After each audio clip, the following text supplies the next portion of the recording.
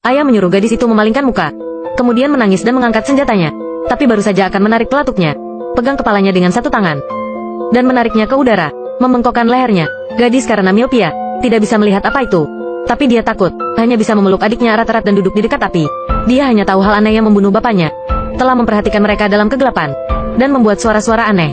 Segera Cherry dilemparkan. Adik yang kedinginan dan lapar senang saat mengetahuinya. Tapi gadis itu bingung. Apa sebenarnya yang ingin dilakukan? Waktu segera datang ke 5 tahun kemudian. Dua pria menemukan kabin ini di hutan. Masuk dan melihat, adik sudah tidak bisa lagi berjalan tegak. Lebih mirip hewan humanoid, dan kakak sudah kurus. Penuh kewaspadaan terhadap orang luar. Melihat tumpukan lubang ceri di tanah. Jelas seseorang telah memberi mereka makan. Mereka segera dibawa ke rumah sakit. Tapi tidak ada yang diizinkan dekat. Sampai Paman Luke mendapatkan gadis itu. Kacamata yang dia gunakan 5 tahun lalu. Hanya secara bertahap membangkitkan ingatan gadis itu. Kedua saudara perempuan itu dibawa pulang oleh Luke.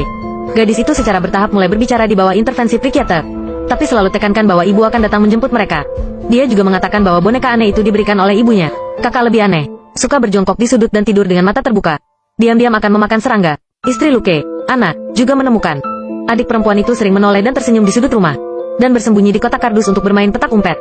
Tapi masalahnya adalah, dengan siapa dia bermain petak umpet? Dokter mengatakan itu mungkin masalah psikologis. Luangkan waktu untuk sembuh perlahan. Tapi Anna segera menemukan ibu yang di mulut gadis itu. Mungkin tinggal di rumah. Jadi dia mencoba mempelajari kebenaran dari gadis itu. Tapi gadis itu mengingatkan Anna, jangan terlalu dekat dengannya dan adikku.